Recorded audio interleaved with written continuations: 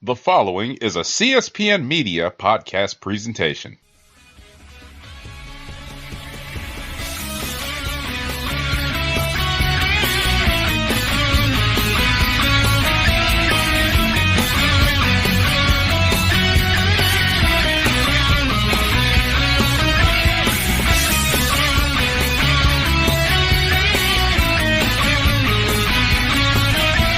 Hello, and welcome to Cast a Strong Style. I'm your host, Don Delarente, and I'm joined by my co-host, Anwar Starwin. What's going on, Anwar? What's up, Don? What up, everybody? How y'all doing? Hope everyone is doing fine. I'm doing well. You can find Cast a Strong Style on the CSPN. You can find the CSPN on the web at cspn.us. So, Anwar, we're here to talk about Dominion on today's show. Great card following up Best of the Super Juniors. We start off Jon Moxley versus Shota Umino. Moxley cuts Shota off with a release dump suplex, and he hits the Death Rider for the win. After the match, Moxley says that he wants to be a part of the G1. I was expecting it. I didn't expect the promo right there because they don't usually do those type of things in New Japan. They usually do it like maybe behind the scenes or whatever during a press conference or whatever or something. But it was cool. It was cool. Honestly, like I was shocked at what he did with Shota because the whole way he was carrying Shota to the back. I was expecting him to do some cheap shit on him. But no, he didn't. He just took him to the back and helped him to the back. And like Shota got some early offense in on him in that match. But man, I liked it. It was nice and short. It told the story and got the hell on. The aftermath of Moxley taking Shota to the back is on YouTube on the New Japan World YouTube page. It's also been tweeted out by the WrestleCast and Cast a Strong Style. Please watch that. It's about a 2-minute little interview clip. Yeah, Jon Moxley's killing it right now, and Shota Umino plays a great sidekick in this. I don't know if he realized he was playing a sidekick in this, but yes, he's a great sidekick. So please check out that promo. Our next match, Shingo took on Kojima.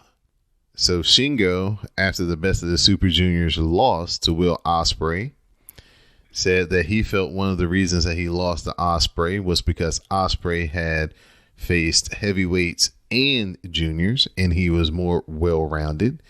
And Shingo said that he wanted to take on more heavyweights to be better prepared as well. So they gave him Kojima. The two men trade strikes. Shingo fires up and Kojima keeps firing back, but Shingo hits Made in Japan for a 2 count. The pumping bomber follows, and the Last of the Dragon gets the win for Shingo.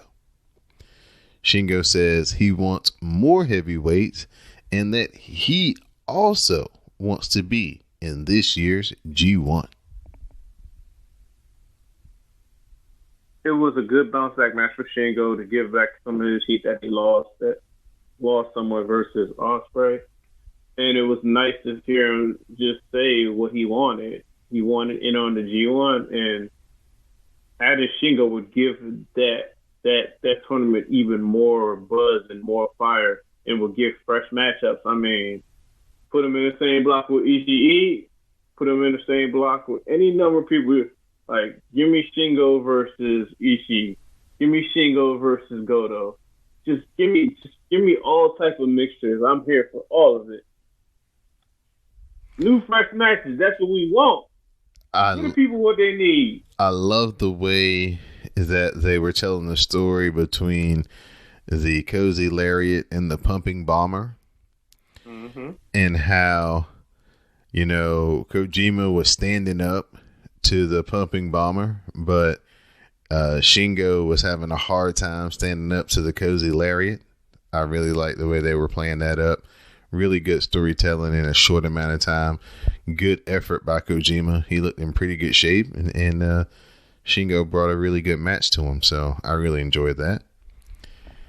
Next up, the legend Jushin Thunder Liger and Yoshihashi. They faced off against Minoru Suzuki and Zack Sabre Jr. Liger and Suzuki, they roll to the floor, and Yoshihashi follows with a lariat, but Zack Sabre Jr. counters karma. They trade strikes, and Yoshihashi cradles Zack Sabre Jr. for the win.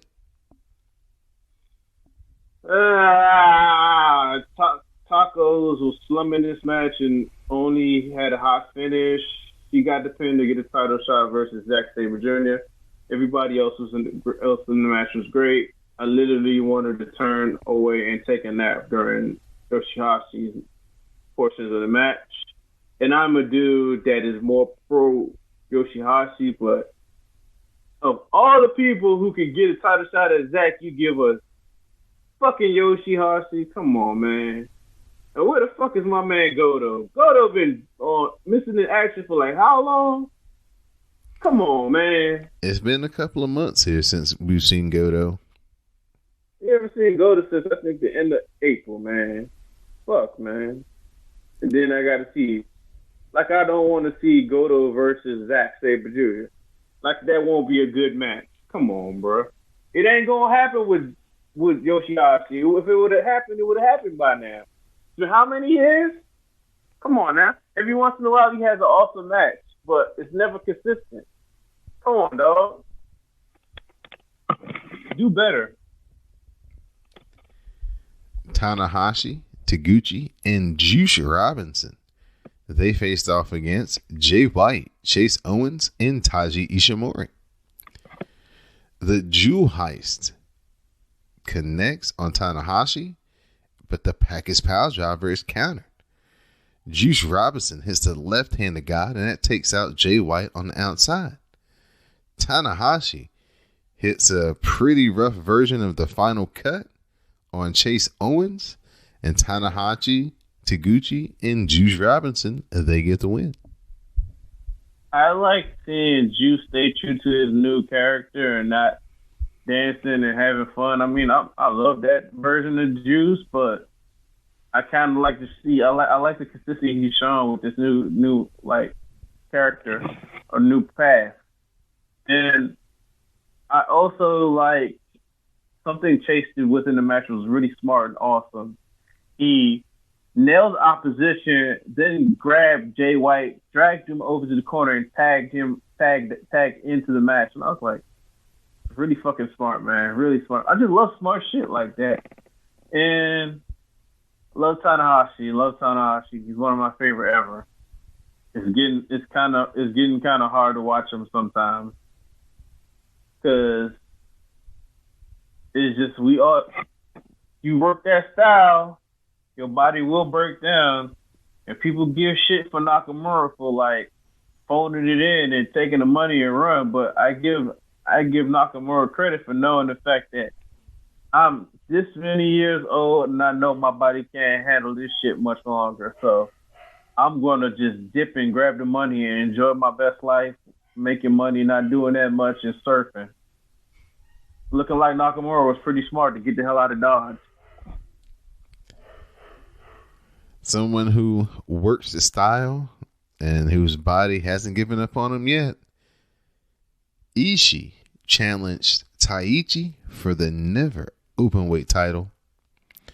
The brainbuster from Ishii is countered, and Taichi follows with big time strikes, but Ishii hits the power bomb.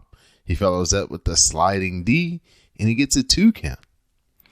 Ishii follows that up with the vertical drop brainbuster, and Ishii is your new never openweight champion.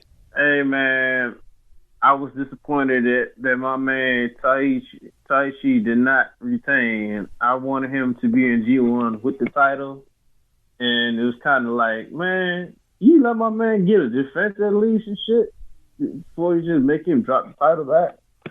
Come on, god damn it. But yeah, man, I love Ishii. It was a cool match that just I love like the little like the way that she screwed with him early by laying on the ground, just daring him to come on and throw strikes at him.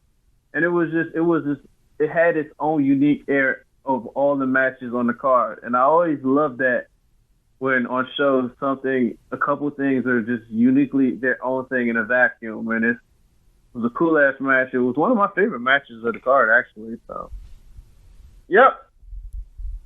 Ishii gets that title back after not having it for a long time. Long time. The Guerrillas of Destiny, as they're defending their IWGP Tag Team titles against Evil and Sonata. Jado, he pulls out the ref. He hits Evil and Sonata with the kendo stick, but Bushi makes the save, and he hits Jado with the mist. Bushi then wipes out Jado with a suicide dive, but the Magic Killer is fought off, and Tongaloa cradles Evil with a handful of tights. And the Guerrillas of Destiny, you get the win and defend their IWGP Tag Team titles. This is a match that I really don't need to see anymore. But I did like that it was a little bit different and it wasn't the same, and it made it somewhat more digestible. It was kind of weird notice like seeing Tama again because he trimmed his beard, and I was like, looks younger, or I kind of didn't really recognize him initially, which just kind of threw me off. But I get why like Evil Sonata did not win, because then going into a tournament and you don't want to have your champions looking weak, you're taking a bunch of pinfalls. So I get why they didn't win, and maybe it's part of a story that they are building with eventually like Sonata leaving LIJ or something. I don't know. Maybe it might be the ending of that tag team, but I can't see them ending that tag team because the tag division sucks, my dude. So yeah, it's a match that I legitimately thought about skipping before it came on. But it was alright. I mean, God remains the champs. Yeah, they are the IWGP and the ROH Tag Team Champions. Then my guy, Shibata, he comes out. The entrance music is the best. And I love it. He's pointing, and it's like, yeah, it's you, Shibata. You're going to come back, you're going to tell me you're going to wrestle. But he's still pointing, and out comes Kenta. Shibata says Kenta is here, and then Kenta introduces himself. He thanks Shibata for the opportunity, and Kenta says he wants to be a part of this year's G1. Kenta, let me put this in frame for y'all. Kenta means a lot to a lot of us who are Noah fans or just love like him in that tag team with Marufuji back in the day, or just them singles wise. In No, is just Kenta is special. You guys never got to see that Kenta when you was in America. I mean, yeah, y'all never really got to see that Kenta. And hopefully we get to see him again. He used his friendship with Shibata to, like, bargain. Like, he has other friends in New Japan, too, so. But it shocked me because in Japan, it's like you are loyal to your company that you came in with, and this right here it's looked at as not being loyal. But it was 5 years, and the Noah that Kenta left no longer exists, and I get it. He's trying to make as much money as he can before he has to retire, because he only has so many more years left to wrestle at a high level and make as much money. He's not necessarily going to get that money in Noah, and I Noah's one of my. I'm gonna keep it real with y'all. I love Noah more than I love New Japan. Like when I was started watching, because I'm a fan of like all Japan greats, and a lot of those all Japan greats moved on and formed Noah. So it's like Noah is my heart, even though it's not the same Noah. So it's tough. I definitely feel for those fans that are hardcore Noah fans and felt a kind of way about seeing Kenta come back like that and go to New Japan and also do it on the day of one of Misawa's memorial shows. It's like, God damn it, that hits hard multiple levels, but it is what it is. I kind of think he could have did the memorial shows, and then on one of the Kazuna Road shows they could have like just made the announcement. But I get what they were doing. I don't think it was malicious, because I don't think it was mean-spiritedness. It's that's timing how it played out. But yeah, man. It's like, it's gonna be dope to see Kenta like back in Japan doing wrestling like how he wants to wrestle. So very much that's very big for me and a lot of us. So yeah, Kenta's awesome. If you don't know about Kenta in Japan, you need to just hit up one of his match guys and just dig through like those matches, and you'll find a lot of gems. And you'll thank me for it later. Dragon Lee, he faced off against Will Ospreay in the defense of Dragon Lee's IWGP Junior Heavyweight Title. Desna Kadora is countered. We get a hook kick by Will Ospreay, followed by another. The Hidden Blade connects, followed by the Super Oz Cutter into the Stormbreaker, and Will Ospreay is the new Junior Heavyweight Champion. So Will Ospreay follows up his Best of the Super Juniors win by winning the actual Junior Heavyweight Championship. So now he's got a lot of hardware he's got to carry to the ring for the next few months. Congratulations to young Will. This was my favorite match of the card. The bump that he did with Dragon Lee on the outside that wiped out Milano Collection AT. Oh, man. Oh, my God, that was nuts and crazy and awesome. And I hope they gave Milano some money for taking that bump, because goddamn, but the crowd was chanting Milano. Yeah, they were chanting because they knew, they saw it. It was awesome. It was awesome. My favorite match on the card, and I enjoyed Dragon Lee's vacation in New Japan. I know he's going back to CML full time, and I wish the young man nothing but good things, because he's an amazing wrestler. So yeah, like no shade on Dragon Lee. He's awesome. He's only 24, so it's ridiculous. He's amazing, man. So yeah, man, I'm like, great match. After the match, in a show of respect, Dragon Lee straps the title on Ospreay, and then Will Ospreay challenges Robbie Eagles, gives him a title shot in Melbourne, coming up on the tour that's coming up soon down there. I like that he did that, because he wanted to get revenge for the loss that he had in Best of Super Juniors, showing that like everything matters and pays off in different ways over time if you keep paying attention. I also like, by them doing that, it also creates more issues within Bullet Club and heat between Robbie and that dickhead El Phantasmo. So, because El Phantasmo got a legitimate complaint, can make a complaint that, hey, I beat both of you fuckers in the tournament and I don't get a title shot, or Robbie gets a title shot. So just keep an eye on that.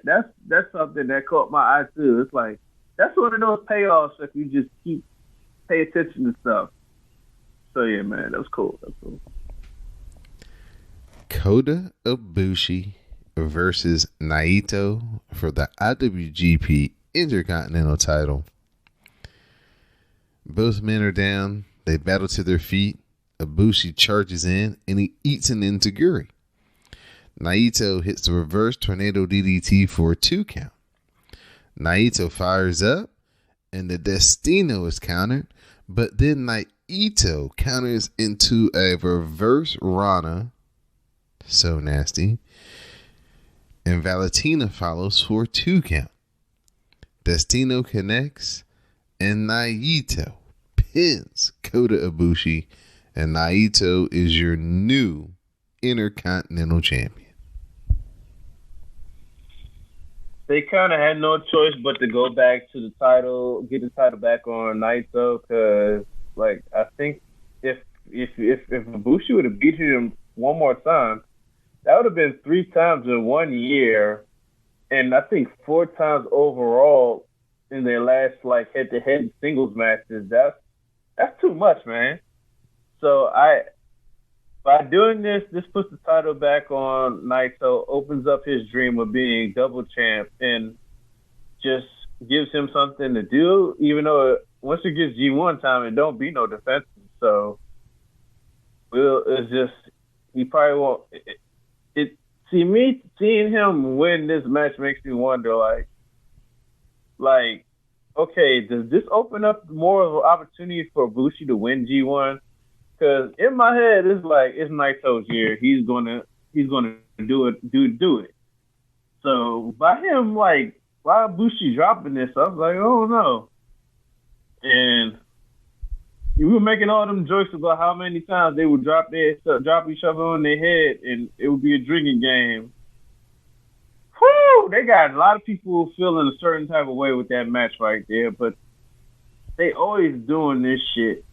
That apron bump was just stupid as hell. It was unnecessary, and really need to stop that crazy shit, because not only are they potentially hurting themselves and affecting their health long-term wise, it's some young people out there are going to be looking at that shit and going to try to do that stuff because they see as things escalate, you got to go bigger. And when you go bigger, people get fucked up. So it's like, you can still have a great match and not do that crazy shit right there. Because another awesome match was I watched, like after it was Cedric Alexander versus Kota Ibushi from Cruiserweight Classic, and that was a great fucking match, and they didn't do none of that crazy shit. So you can have a great match and not do it. It's just something about Naito and Ibushi, when they get together, they just bring the fucking worst out of each other. So keep them two away from each other for a long time. So many things stood out in this match. Like you said, if you're not used to seeing these two men wrestle each other, they kind of watered it down a little bit in New York, I think. Because this was their normal fare for first 3 minutes, you know what I'm saying? Somebody's on their neck already, ouch. And then, like you said, the apron bump was just scary. And yikes, there's probably 2 years off of somebody's career right there. But what was very interesting was after it's all said and done and the Destino connects and the pinfall has been registered and the young boys are coming in and they got the ice packs on, they both have each other's wrists or each other's hands basically. And they're locked together and they're holding on to each other. And it's kind of it's I think it was what they called the office. They were just kind of letting each other know they're good. But then after the match, Naito gets up and Ibushi's still down and he steps on his head and poses with the title. But you guys think about the history of Naito and Osaka too, because they were giving him the business.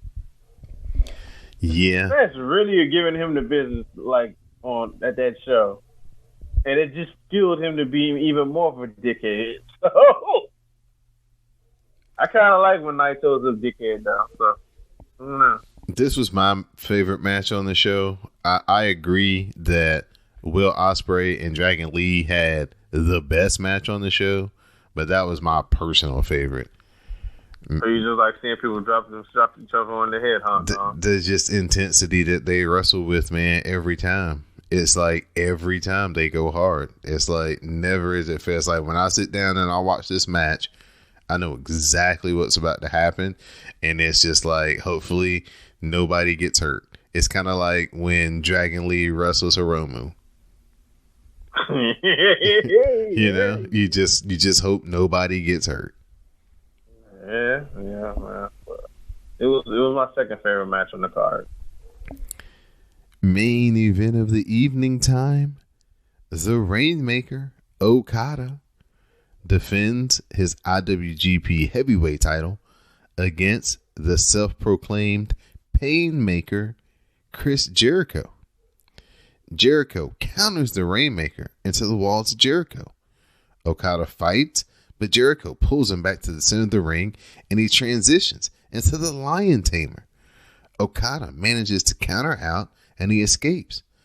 Okada runs into an exposed turnbuckle, and the Judah effect is countered into a cradle by Okada, and Okada gets the win. After the match, Jericho attacks and hits Okada with a chair shot, and he finally lands the Judas effect. Jericho takes Okada to the floor, and he wraps the chair around his neck, and he runs him into the post. Jericho is about to powerbomb Okada through a table, and that's when Tanahashi, who's doing commentary, leaps over the barrier and makes the save and runs off Chris Jericho. Chris Jericho grabs the mic and he says he always wins and he is the greatest of all time, even in this bullshit country of Japan. I'll see you soon, Okada. Happy championship, bitch. I like when they call him Bakahashi, like Bakahashi. Like in Japanese, Baka means, I think it's fool or stupid. I think it's idiot. But basically, he called him an idiot. And I was like, I saw what they were trying to do. And I was waiting for like Tanahashi to make his move, and he did. I like this match more than other people did, and I get why they didn't. Like, some people didn't like it, because kind of hard to come after those last two matches and then kind of do this. And you have to live up to the fact of the last couple of Dominion main events have been two of the greatest matches of all time. So it's kind of, you got a lot to live up to, and it didn't live up to that level, but it was still a good match. I like it. Even Jericho was even doing more wrestling moves, and not just, he was mixing it with the brawling, and I liked it. And it was a straight up heel, so I enjoyed the main event, and I get why Osaka booed the shit out of them as the show ended, because they're used to like a go home promo, and if they would at least gave Tanahashi the mic, cut a go home promo, they would have saved themselves from that booing. But hey, man, they chose to go that route. It was really strange to see that and hear it, like, because I don't ever see that from Japan. So that tell you how unsatisfied they were with that fucking finish, and maybe even that main event. I like the main event as well. I like the story. I don't know if you watch Japanese commentary or American commentary, but I like the story that they told where Okada was like, he knew Jericho was going to try to come out here and brawl with him, and he did. But he was like, I can out wrestle him, and he beat him with, a move that was not his finisher, which ended up proving that, yes, he did out wrestle him. And the flying Okada body press over the rail that got turned into the code breaker, that was pretty sick. That was pretty sick. And then, like you said, they did some great building of the next program. Jericho's a master of, kind of finishing one program and building the next one right on top of it. So Tanahashi's been on his list, so they just figure out a way to get Tanahashi and Jericho in a little bit of mix up. They don't touch, but they got just close enough where everybody's like, yep, I want to see it. Yep, you're right. And just masterful job by Jericho. Like I say, every time he does something in Japan, he just gets to be his psycho punk rock alter ego, and it's great. It's fun. It's different. The match is going to be different. It's going to make a lot of sense. More than likely, he's going to bring out a side of a Japanese wrestler that you haven't seen before, because most of these guys are technical wrestlers. They're not really brawlers or fighters, and Jericho kind of makes them have to pull out a different gear, and he can keep up with them. And then, at the end of it, you're going to see a great, transition and angle on top of it most of the time. So you can't ask for much more than that. I will push back on they're not more going to be doing brawling and fighting, because I damn sure seen Ishii, Goto, and fucking Suzuki brawl. Oh well, yeah. Jericho ain't running up against them. I'm talking more of the main event guys. Yeah, I got you. Yeah, Jericho knows. Evil could throw down though. Evil was putting hands on him. Yeah, that was a good. Now that was a match where an older guy saw a guy and was like, I could wrestle him and make him twice as big, even though he was gaining momentum. He was like, if we wrestle, I can make him huge. And Evil's, it did exactly what it was supposed to do. Mm-hmm.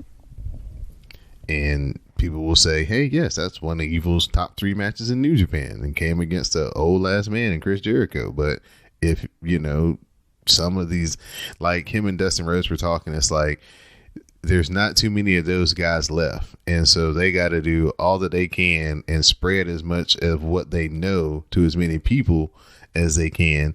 So, the correct way of how to do this without killing yourself and taking all these risks and all that stuff can be passed along, because, the type of people that know how to do it that way are getting phased out. And like you said, people are going bigger to get, a third of the reaction that they should. And the next thing that happens after that is people go too big and then you get hurt. Yep.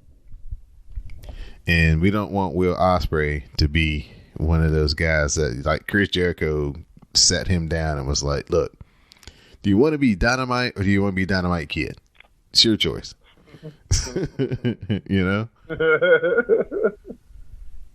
I mean, and if you're a young person, you're like, oh, shut up, old man. But think about the person that's talking to you.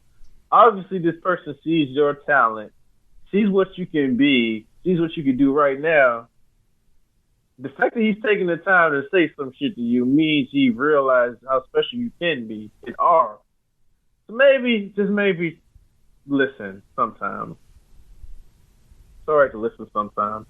Yeah, it's all right to listen sometimes.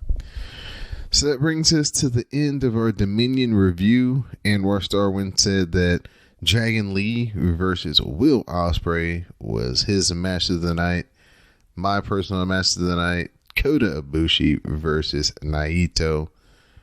Give us your feedback about what you thought was your match of the night from the Dominion card. They set up the G1, got a lot of interest ginned up for that with Kenta, Shingo, and our man Jon Moxley all declaring that they want to be a part of this year's tournament.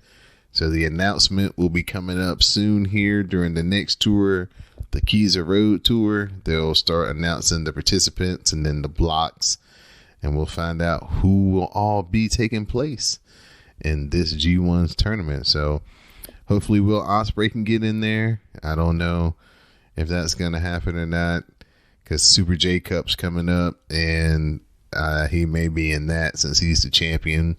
And that's going to actually be in America in August. They're going to have a 3-day West Coast, Washington, California, and California, I think, are the dates on that. It's going to end up in Long Beach for the finals. So Jushin Thunder Liger is going to be in charge of that. I don't know if he's going to be a part of it, but he's going to be the one, overseeing that project here in America when that comes. And I think it's like the 22nd, 23rd, and 24th of August, or 21st, 22nd, 24th, something like that.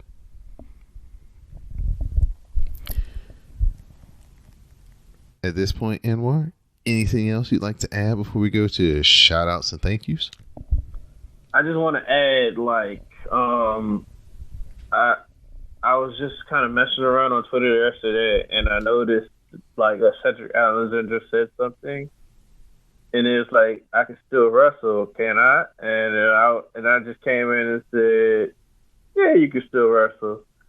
We remember Ibushi versus Alexander from the CWC, and a lot of people, I guess it kind of reminded people about that match, and I keep getting hit up with likes. So, I mean, Cedric has had other awesome matches, and I think it's cool to just build people up, and because sometimes you might just be saying shit, but sometimes you might be feeling a little down or whatever. So if you can send some goodwill to other people with no real reason, no ulterior motives, try to do that. Like, as far as Cedric, I mean, as far as other awesome matches for him, make sure you go out of the way to look up the matches versus Buddy Murphy from 205 Live, and even the match versus Roderick Strong that was part of, like, I think the Cruiserweight tournament for a shot at the vacant title at WrestleMania last year. So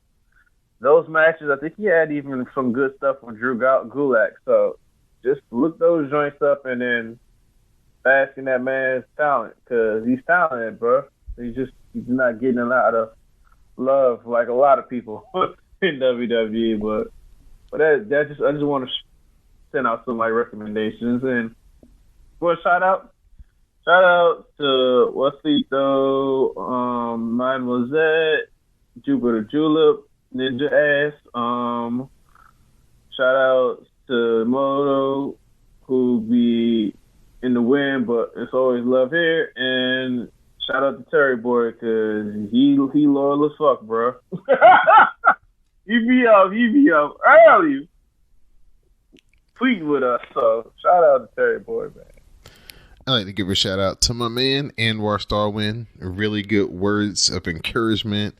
Thanks for reaching out to my man, Cedric Alexander. I got to witness one of those matches with Buddy Murphy in person here in Raleigh for 205 Live. Yeah, man, those boys tore it down that night. Give a shout out to everybody again who listens to the WrestleCast, Cast a Strong Style. Please support CSPN, support our sponsors. On the website, click on the tab that says keep our podcast free. Support one of our sponsors, Amazon, Blue Apron, Busted Tees, Audible. There's something for everybody. Check out Anwar Starwin's thoughts on other things besides New Japan Pro Wrestling on the Dark Match. You can find the Dark Match on our Patreon page, patreon.com/CSPN Media. And there's merch for the WrestleCast on our Teespring store, teespring.com/stores/CSPN. So please support the CSPN in all those different areas.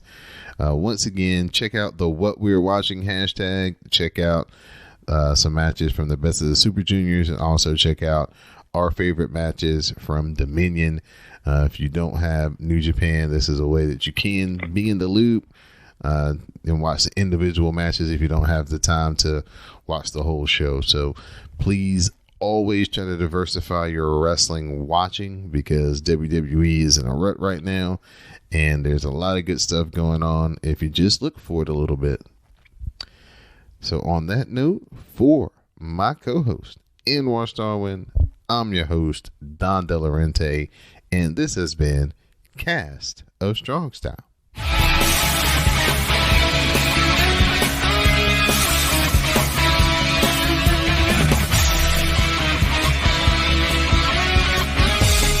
Cast of Strong Style.